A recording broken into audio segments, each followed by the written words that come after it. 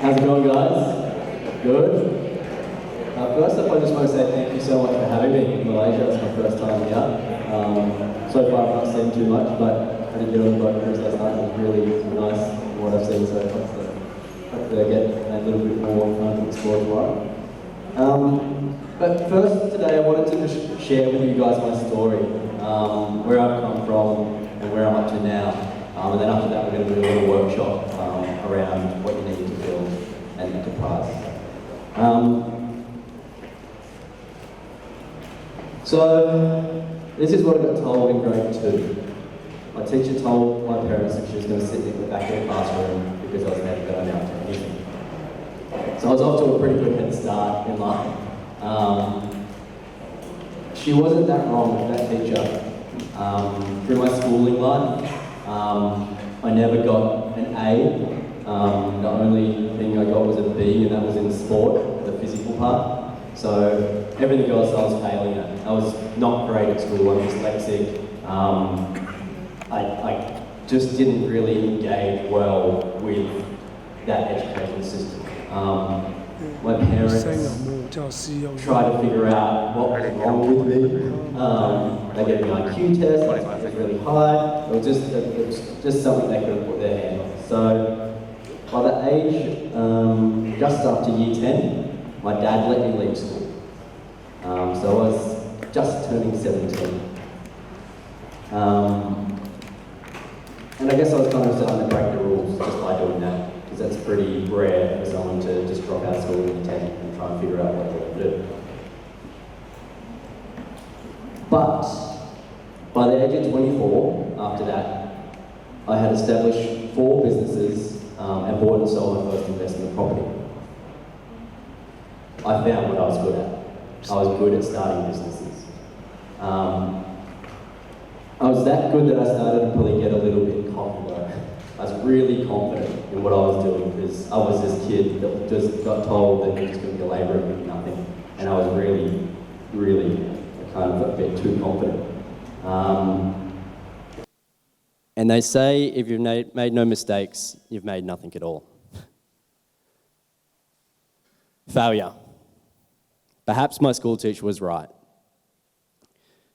Before I opened up this cafe, I was living in the middle of Melbourne CBD in Australia in this beautiful New York style apartment. I just sold my first property. I made like $50,000. I was so super stoked on it. I had another business that was running successfully, and I was living the life that I thought I wanted to live. A week before opening up this cafe, I realized one really crucial thing. I didn't know how to make coffee, which could have been a good help.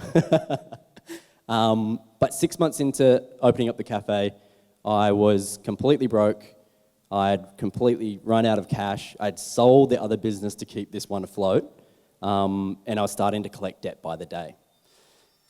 I got to the point where I could no longer afford to pay rent, so I started living in the cafe and also like couch surfing on mates' couches and friends' houses. I didn't want to give up though. There's something inside me that doesn't like to just give up that easily, and I started reading books about other entrepreneurs who had gone down and come back out of their low times. So I kept pushing. I kept pushing. I was like, something good is going to come of this, and eventually it did.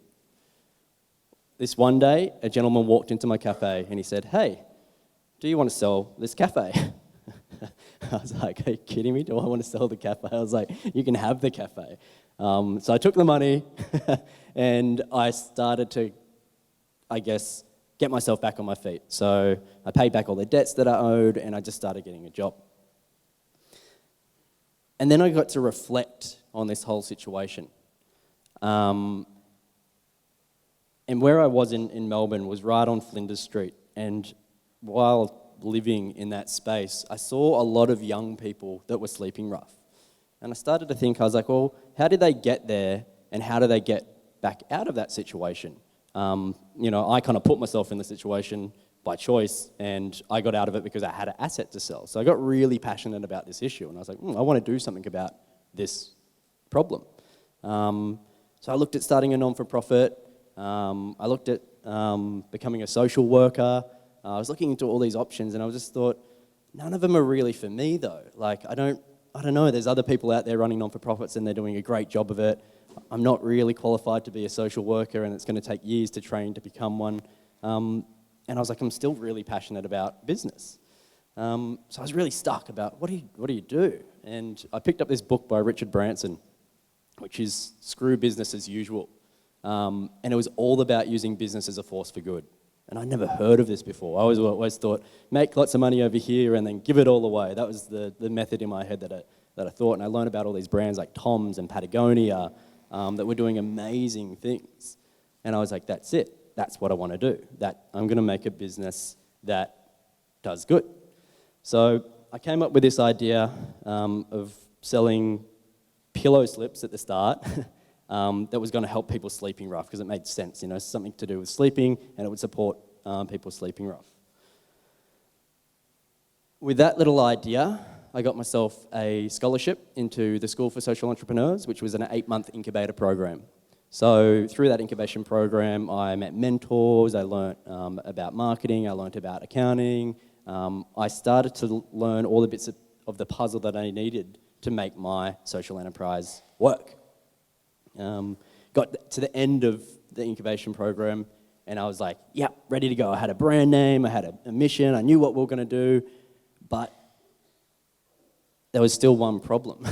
I'd blown all my cash. Completely had no money left. So how was I going to start something with no money? So they kind of say in a lot of marketing books that if you've got no money, you need to create publicity. And you need to be able to make a reach. You need to do something so outrageous that you're going to get noticed. So I did this.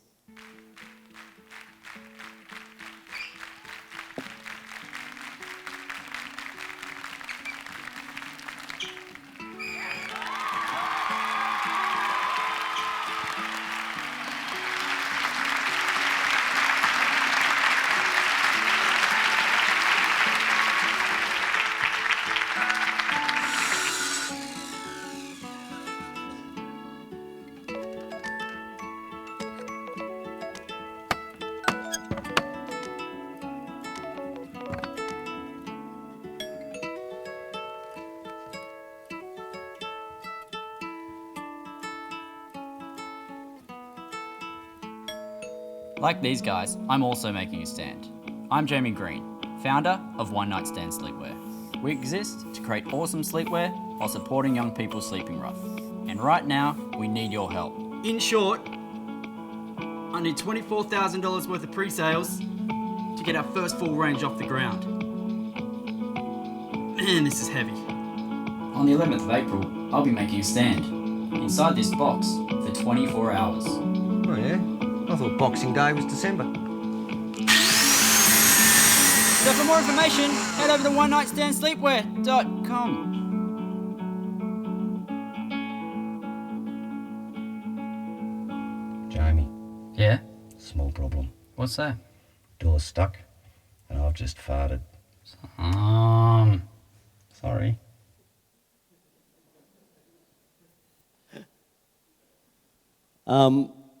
So on the 14th of April, if I got that date right, I stood up straight in this tiny little Perspex box on one of the really busy laneways in Melbourne CBD to raise $24,000 to get our first range off the ground. So within 24 hours, we achieved our goal. We eventually got to 27,000 after the week after to get the company moving. We got global media coverage, and probably the most exciting thing for me that happened was I got recognised by Richard Branson, who was one of my heroes, who had kind of inspired this idea through a tweet for One Night Stand, which is amazing. So I really had to push the boundaries on what could I do to get attention and what could I do to drive people to what I was trying to achieve. And I put my body on the line to do it. Since then, we were working really hard on our online store, and we're just online only. And I had this one big hairy goal in my mind, which was to stock in one of the biggest retail department stores in Australia, General Pants Co. So for the next year, 12 months, I worked really, really hard at this deal. I learnt this guy's diary. I made best friends with his PA. I knew everything about this CEO. And I hustled. We eventually, just last Christmas, partnered with General Pants Co. And now we're stocked in their 55 stores around Australia. We're probably turning about $17,000 to $20,000 a month. And we've so far donated 10,267 meals through our donation partner, Oz Harvest, who's a food rescue and delivery partner of meals in Australia. But doing all that gets tiring. And one of my friends, Leon Cheng, you might know him, told me one day that all social entrepreneurs will either have a relationship breakdown or they'll go through burnout. And that I did. After pushing that last little deal over the line, I collapsed. I was so tired, I was so worn out that I couldn't even get back out of bed, along with a bunch of other stuff that was going on in my life as well. So after that, I decided I'd get away for a little while. I moved to this beautiful little coastal town in Australia called Byron Bay. I reconnected with the earth and the environment, and I was surfing every day, and I was just slow living, eating healthy, and regenerating, I guess, myself, so I could be energized again to do stuff. But after about 3 to 6 months of surfing every day, you kind of start to get a little bit bored. It's really nice for a while, but then you don't have much purpose. So I got a phone call from these guys in Melbourne, and they said, "Hey, what are you doing, Jamie?" I was like, "Oh, surfing a lot and, just kind of not too much." And they're like, "All right, you still want to do that social enterprise stuff? Like, you're still interested in that?" I was like, yeah, pretty interested in that. So I flew down to Melbourne. I met with some investors, basically, and they said they want to start a company that could create social enterprises. And my forte is really at the very start of an enterprise. I'm great at idea generation and moving them through to getting to market. After that, I'd like to hand on to a CEO to run and get the operations done for me. I'm not great at that. So we did. We started a company which actually is named by a 4-year-old called Marching Elephants. And Marching Elephants is all about starting little baby elephants and growing them into big elephants, and then they can go on their own. So we've been working on that for about 8 months now, and we're about to just release 2 products to market, one of which is called Carl, which is actually I'll give you the reason why Carl exists. So you guys have fleet cars here, so government-owned cars that, employees can use, kind of like car sharing. So in Australia, we've got all these cars that sit with companies that just use them on, a small basis. So about 40% of the time they sit there doing nothing. And a lot of the cars that this particular fleet car company has actually are access vehicles, so they're there for wheelchair access. And then the other stat, I don't know if you can read that, I can barely read it, but there's 4.2 million Australians living with disability, and 18.5% of them, 23% of them identify as mobility as their primary need. So there's all these cars sitting idle that are doing nothing, and there's all these people that need the cars. So we built this technical platform that basically connects the fleet provider, so the car, with the user. So it's kind of almost like Uber for people living with disability. So we're just about to take that to pilot just next month, actually. And then we also created this platform. So a lot of my friends are social entrepreneurs, and they've all got amazing brands, and they're all doing amazing things. And I wanted to celebrate that in some way possible. So we started this platform called Brands for Good. So it's kind of a mix between Pinterest, Instagram, and then an online store. So if you look at user journeys these days, a lot of people want to discover something before they buy it. So that's why we're so addicted to Instagram and social media, because you want to learn and be a part of that journey before you become a customer of that brand. So Brands for Good allows you to search through all these different brands that have great missions. They might not all be perfect yet, but they're working towards perfection. And we educate people on what they're doing. Then it allows you to create a user profile, and you can actually track your own impact through your purchasing. So you can see how many sustainable purchases you've done, how many social purchases you've done, and then we also give 10% of our revenue to different causes, and you choose from those causes. So as a platform, we wanted to make sure that we were doing good as well. We've partnered up with, there's a transport company in Australia now called Sendle, which is carbon neutral and it's a B Corp. I'm not sure if you guys have B Corps here yet, but if you don't, you should definitely research into B Corps. And then for our packaging, we use recycled packaging as well. So we want to make sure that everything we touch has some sort of good attached to it. And if it doesn't now, we'll work towards putting that good in there. So I guess the message that I leave you all with is, no matter what your situation is, above all, try something. Because if you don't try, you'll get to the end of your life and you go, I wonder what would have happened if I started that cafe on Flinders Street when I knew nothing about coffee. And then we're going to get into this little activity. But I don't know if there's questions first or we do the activity first. Any questions yet? No? Good. All right, we'll do the activity. So you all have paper on your desks. And what I'd like you to do, if possible, is to partner up. So you get 2 people.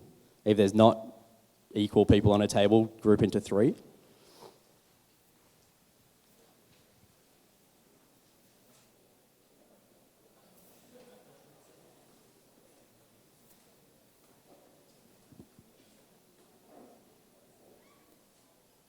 And so have you all heard of the lean startup, doing like a business really lean and, on a really small budget? This is called the green startup, essentially because it's my last name, and also that it's about what you need. These are very basics. What's the recipe you need to get your idea off the ground?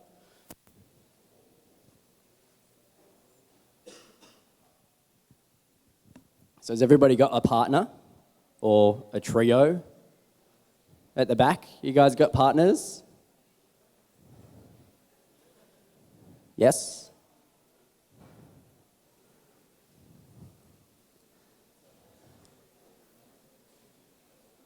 Has everybody got paper? If you don't have paper, put up your hand. I don't have paper.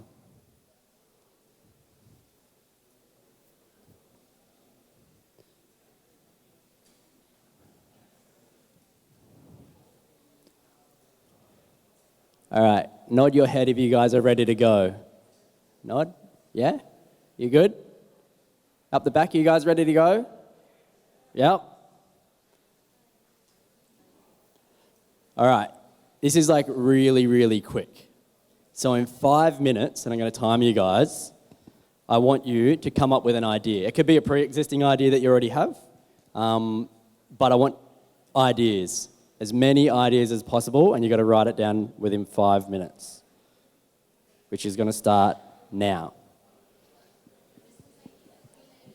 Business idea, non-for-profit idea, any idea that could be commercialised. Anything that could make... All right, time's up. Has everybody got an idea? You need more time, or you all got ideas? You guys got ideas?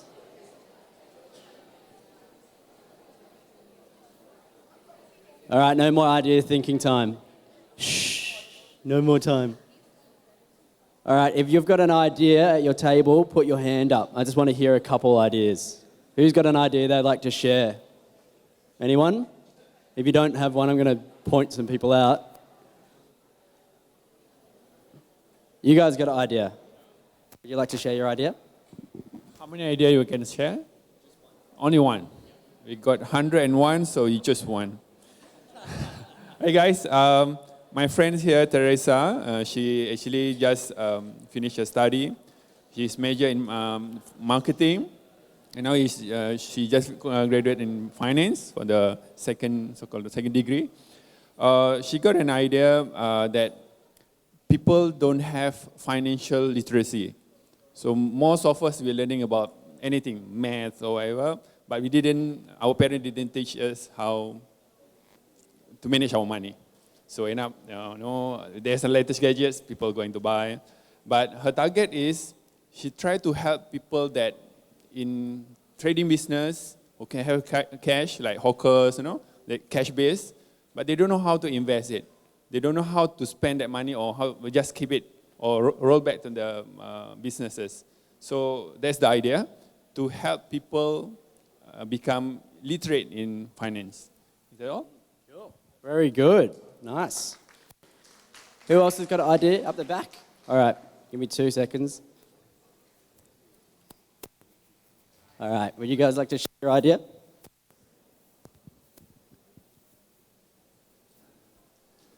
Good morning, everybody. I'm GP Chua.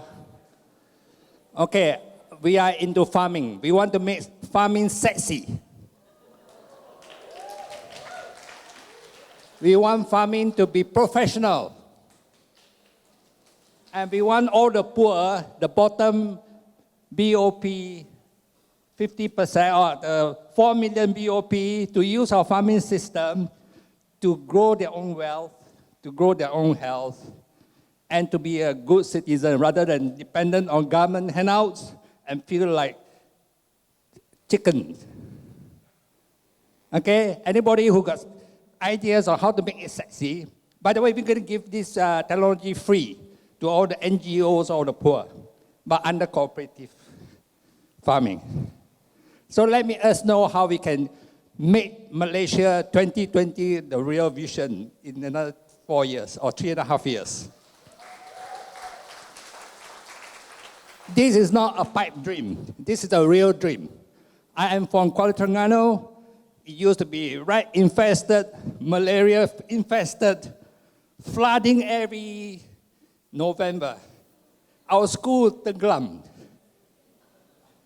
Okay? Every year we don't have textbook because the flood take away. Thank you. Thank you. I should get him up here speaking. Oh, one more. Sorry, the reason I came to this is because he's a one-night stand. So I wanted to see how to be a one-night stand for our culture. Very good. Thank you, buddy. All right, so we've had finance, we've had farming. We got one more down here. Yeah, how's it going? So, so our team, so me, Amara, and Lydia, we decided to focus on, I would say, support for disabilities, so people with disabilities. So currently, the Malaysian infrastructure for people with disabilities, it's pretty flawed. You are looking at different organizations that deal with the recovery of people with disabilities, providing them support. Our idea is we not only want these people with disabilities to recover, we want to coach them and guide them and to allow them to, create any idea, like if they have a dream, if they have an idea, a business idea, any nonprofit or whatever, if they are if they're in pursuit or something, if they're passionate about something. We want to create a program where we can guide them, teach them the necessary skills, financial literacy, trading, business development, anything. And we will allow them to have access to different mentors all around the world, whoever is passionate enough to, connect with us and educate them so that they can become leaders as well as very accomplished people, regardless of whatever disability they have. A lot of people these days, they look at this, people with disabilities, and because they have these disabilities, sometimes they feel judged. And, for us, with none of that, we may not know that, we may not be aware. But if you can look at a business leader 5 years into the future, and then you find out that he has, autism, or like some sort of other mental health issue that we never thought about, and you can see he's very successful, it inspires you. And we want to do things like that for anyone with disability, no matter how small or how large. And that is our idea. Yeah. Cheers. Equality for people living with disability. It's a very, very good idea. All right. I would love to go through all of the ideas, but I don't think we've got enough time, unfortunately. But some good ideas in there so far. Now we're going to do our market research. So we've got our idea, and market research can be really, really simple. So what I want you to do is ask 5 different people in this room, and you don't have to go too far because you can just look to the people next to you, and ask them about feedback on your idea. So let's start to get the feedback loop so then you can start to refine what your idea is, okay? I'm going to give you another 5 minutes on this one too. It's like having school children.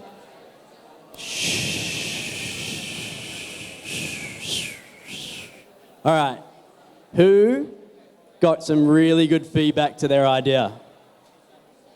Anybody? Who got some feedback that's really valuable? You guys just don't stop. Would you like to share your feedback? Okay, all right, I'll find someone with some feedback.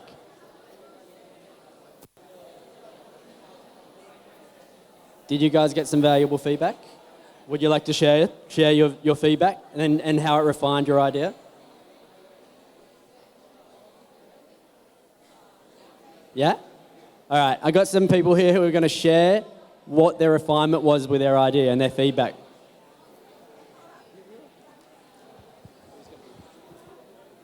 Hi.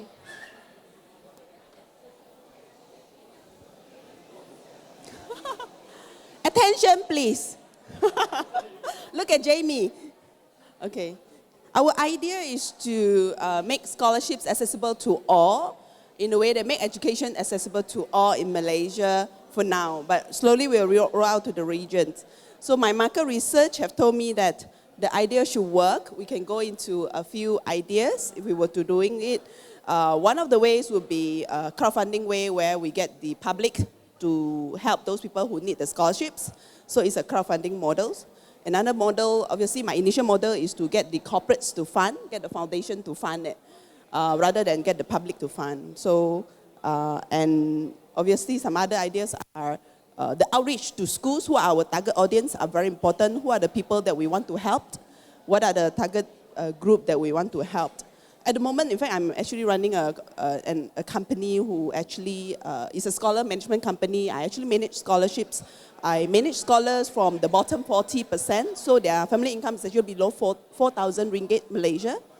So I have about 1,500 scholars with me. Yes. Yes. Thank you for sharing. All right. Can we just all be a bit quiet so we can hear? Shh, please. Please talk. Okay. We're going to have some more feedback here. Hello, everybody. My name is Zil. I'm from Love and Respect Transformation Center. So, thank you. One of the things I have passion about is about homeless people, right? The reason being is because in 2006, I was homeless myself. So I know how hard it is, and most of the homeless people, their cases are very genuine. They're not like lazy or, they are either have a disease or they got cheated. The employers did not pay their salary, or they just couldn't find a job, or they got cheated when they went to a job agency. So what I found, right, some of the government efforts, what they have done is they do transition place where the homeless can go get food, and like they can stay there. But what I've asked, I did a survey and I met them, and I asked them, have you gone to this place, which is quite nearby where they stay? But they said, I don't want to go there. You know why? Because they say it's like a prison. They feel that the transition home is like a prison. They said like, got bars, like a prison, got bars, and then there's very strict security guards that takes care of the place. So one of my vision is to create a home where all the homeless can come and they can feel loved. They have good food, they have bonding. Yeah. We run programs like we offer them jobs. We have a skill-based training, and also because I'm a trainer by profession, we do mindset change training. But everything is love and respect. Yeah, so they will feel that this part of their home. That's my, So from your market research, did you find out good information about what you were doing? Yeah, actually, some of them gave me very good ideas. They was asking me how do I subsidize the home because it's quite difficult to sustain a home, right? So one of the ideas that I got from them is because I run public programs, run a public programs for youth. I do train the trainers program, and then part of the profit goes into the home. And another thing I'm thinking of is in Malaysia we have a wakaf concept. Wakaf concept is somebody can donate a house for charity. So I get the home as a donation, then I don't have to worry about rental and all that. So I can run it. That's one of my criteria for running the home. If I can get a donation home, then I can run it. Yeah. Or somebody that offers a shop for me to run it at the beginning. Yeah.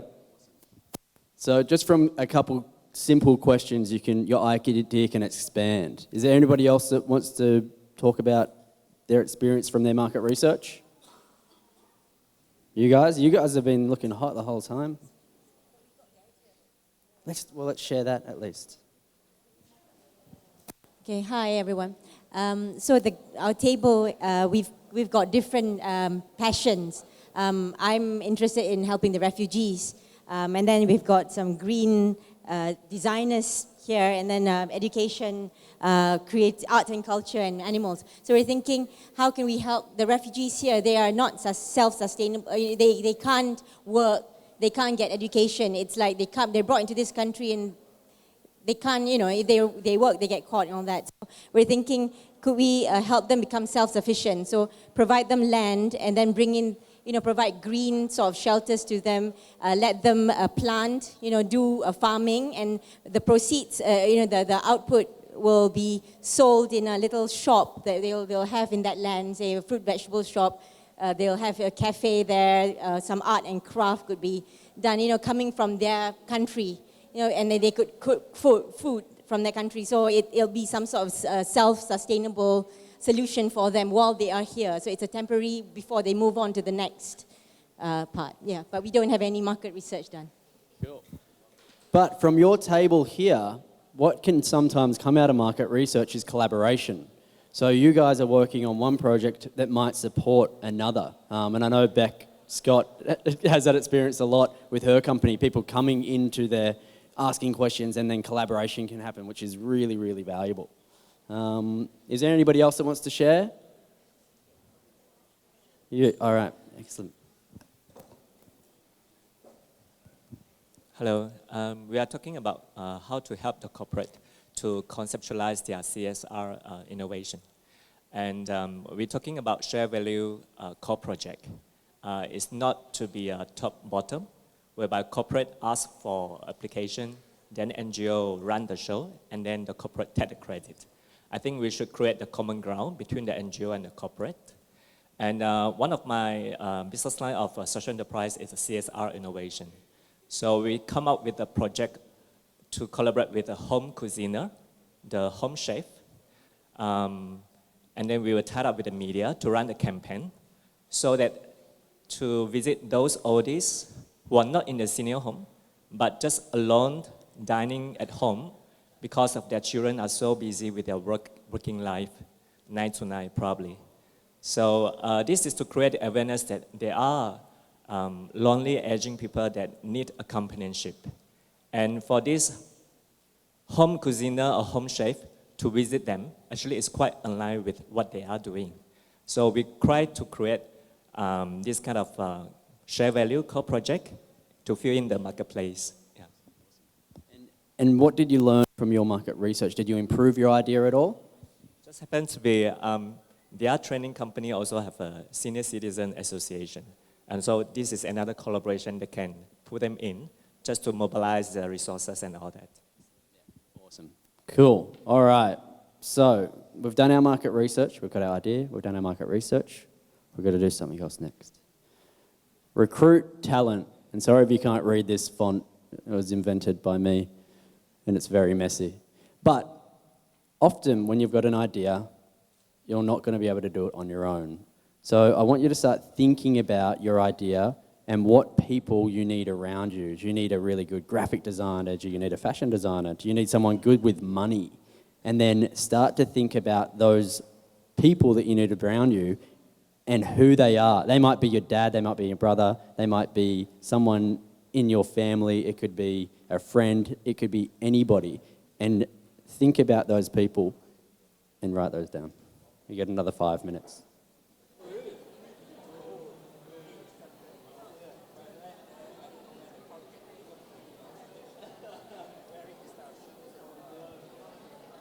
Your time's up.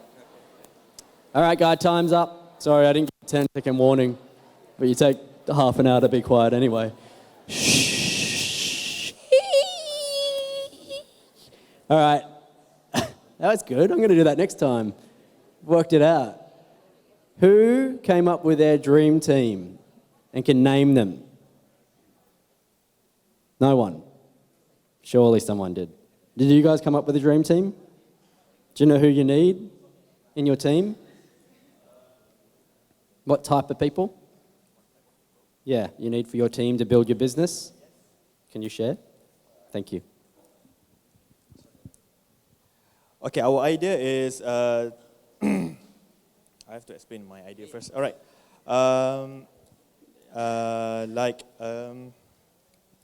We give away disposable camera to the disadvantaged people, like homeless or people who are affected from natural disaster or disabled people. And we give away the camera, the disposable camera. From the photo we get from the camera, we can we can tell the stories and to create awareness. And then for the photos, we can make profit by selling them or do exhibitions, merchandising, or everything. And then, okay, for this project, we need photographers, photo curator, we need volunteers, we need business advisors in terms of the selling stuff, and we need an accountant. Yeah. We all need an accountant, trust me. So it's good. You start to think about what you need to get your idea off the ground. Who else had the team that they need? Who came up with the team that they need for their idea? Looks like you guys came up with the team. Do you guys come up with your team? Would you like to share your team? Okay, so first things first, because we're actually dealing mainly in the education side of things. So, first things first, we're definitely going to need some analysts, research analysts to conduct a study on the market, what's going on in the environment. And there's no one size to fit all kind of approach, especially when you're approaching different countries. So, like in Malaysia, it could be different, Vietnam could be different, Thailand, and so on and so forth. Number two, we need like influencers, like NGIs, basically influencers, someone to actually influence like the mass population, especially for Malaysia, which is a very complicated market in a sense, in a manner of speaking, like we have very diversified racial, very diverse race, demographics. So, we're gonna need like influencers to just approach the right target, and specialists to conduct the right kind of education, the right kind of training, things like that. Trainers, and lastly, of course, because lawyers, just because we don't get sued. Well done. All right, we're going to jump to the next thing, because otherwise we're going to run out of time. So we've got our idea, we did our market research, we've got our team. Next, I want you to start thinking about what positive impact you can make with your idea. Because this is, for me, really important to make sure you're at least thinking about the impact that you can have. So I'm going to give you another 5 minutes to think about 3 possible ways your company can have positive impact. And it's not going to be that hard. 3 is easy. All right, time starts now.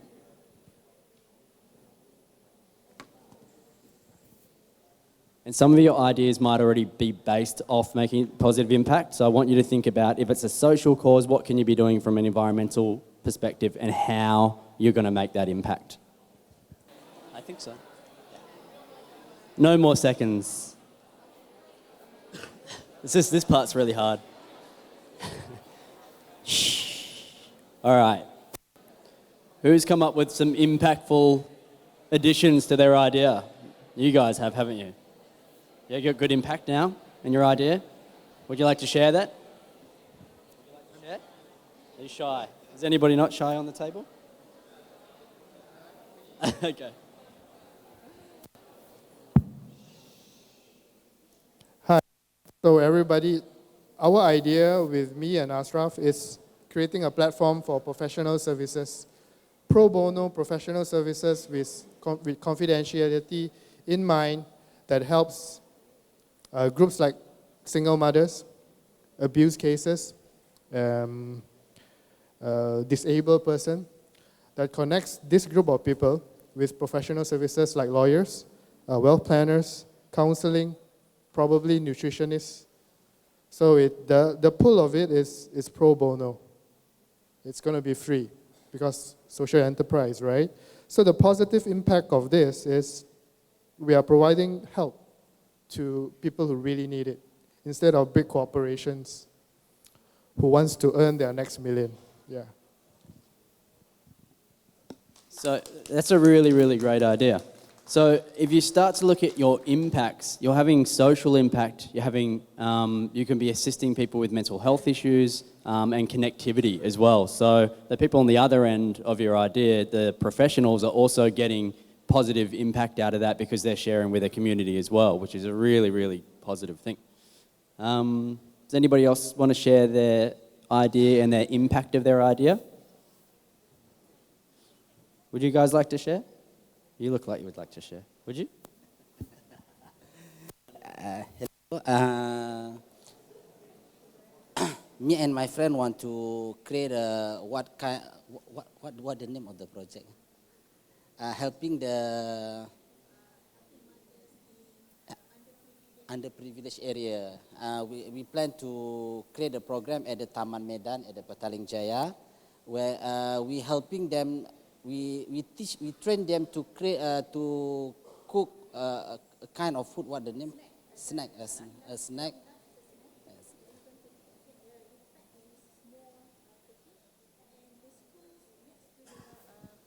Next to the area is a school. The school will help these mothers to collect all the peanuts and repack it in the small package and sell it to another schools. So by doing that, we are hoping that these mothers doesn't have to go. They don't have to go out from their house, leaving their families and so on. They can work from home, and school will help them actually. To execute their implementation. In helping them to get that skill, we will get a free service from college community lecturers who will teach them actually how to make this peanut. The impact, we hope that it can give economical impact to the family and as well as teach the students how to become a leader and entrepreneur. So you've got financial and you've got education impact, and then I would challenge you to think about what your food is packaged in as well, because could that be environmentally friendly? By mothers working at home, they can create the harmony at home. If both of parents is leaving the home, nobody's at home, it end up the children will get into unhealthy activities. So by providing this kind of project, we hope that when mothers at home, the children will come back to the home with mothers around, with the food served. So hoping that it can help to curb unhealthy activities among the youth. Excellent. And when you're starting your idea, you might not have the best impact everywhere to start with. So with One Night Stand, we're very socially conscious, but now we're looking at our supply chains and how we can clean those up and make sure that we're using organic cottons or sustainable fabrics as well. So as you move on, as long as you've got the goal in mind and you keep coming back to impact, you can keep iterating and changing and trying to get better and better. But we'll move on to the next one, which is build your brand. You might not need 5 minutes for this, or you might need 500 hours for it. But if you can at least come up with a name, because you're going to need to be able to go to market with a name, and you need to start thinking about your identity. You need to start thinking about who your market is and what they're going to be attracted to. We're going to make farming sexy. Where's that guy? You've got to think of a sexy name for farming if that's what you want to achieve. So let's just spend a bit of time and think about, at least to start with, what you're going to call your enterprise so you can start to have an identity.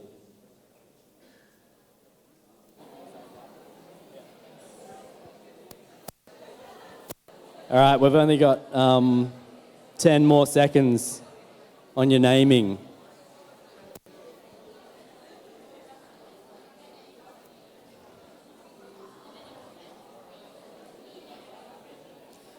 All right, you got no more seconds on your naming. So, when you're naming something, there's two ways you can go about it. One can be you use a really descriptive name of what you're doing. So if you're in the educational space, you might say, educate me. And it's really, it makes a lot of sense. So you go, oh, they're in the education game. Or you can go the opposite, which is something emotional. So like one night stand triggers a thought in someone's mind and they go, oh, what does that mean? So then they want to find out more about the name.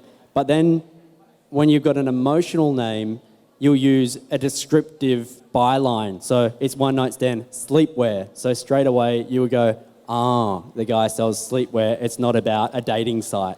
So you look at the two different angles, descriptive or emotional. And then if you've got emotional, you need a descriptive byline. If you've got descriptive, you might want to play around with something really nice for your emotional byline. So do you want to, because you've already got a name, do you want to share what your name is and what it means for your company? Okay. My company name is Love and Respect Transformation Center, right? So how I got this name, because I'm a trainer by profession, right? And doing training, right, one of the key problems, not in just companies, but after doing, is the lack of love and respect up to the family unit. Right, the problem starts, like Rebecca mentioned just now, the problem starts with domestic violence and there's no love and respect in the family. So that's why I decided to use the love and respect name, right? And my company, it's actually, our core value is putting in love and respect up to the family unit. Then we go up from that. Family, organization and community, and eventually we want to go throughout the world. That's our mission as well. To make that a value system of every part of the society. Is that okay? Yeah, that's perfect. So love and respect, if you hear that name, you automatically start to think, okay, that's something to do with caring for people. So you're already starting to think about what that company does. We're sort of starting to run about a bit at the time, so we're going to skip through these next two a bit faster. I've been lagging. But I want you to, and I'm only going to give you 3 minutes for this one now, because we are running low on time.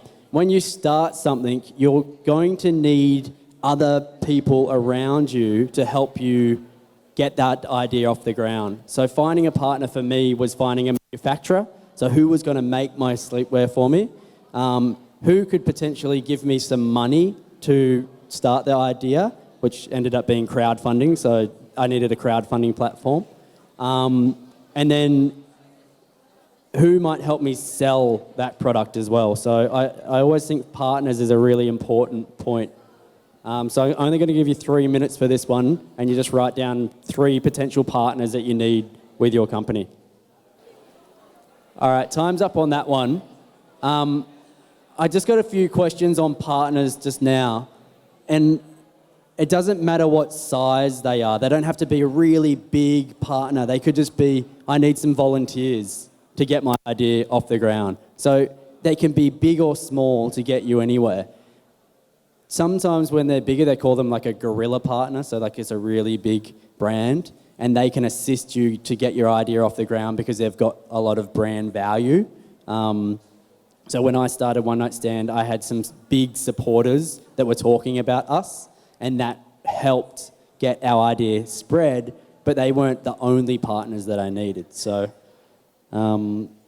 we don't have time to go through any partner slide because we've just got one last one left in 3 minutes.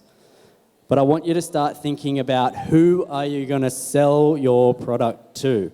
And this, even if your idea is a volunteer-based, non-for-profit idea, you're still going to have to get people to buy into your product because you need to get volunteers or you need to get pro bono support for your idea. So I want you to think about 3 places or people you're going to be able to sell your idea to. Because everybody needs to start thinking about, I've got this great concept, but now I need to sell it to people. Yeah. No more seconds on selling. All right. That's it. The pens are down. And I've gone over time. So it's the end of this session. But did you guys get value out of that? Yeah. Let's ask one guys. Who are you going to sell to? My selling idea is to do an agriculture social. So we help the homeless people through agriculture. So we're trying to come up with organic agriculture material, and we sell it straight to the customer, direct selling, supermarkets, and hospitals, because they need healthy food. Right? Yeah, that's all. So once you start to identify those people that you need to sell your product to, then you can start looking at your business development or sales list. So you can start to find out who they exactly are and how you're going to get to them to sell through marketing or cold calling or turning up on their doorstep. Unfortunately, I've run out of time. I've gone overboard. So that's it from me.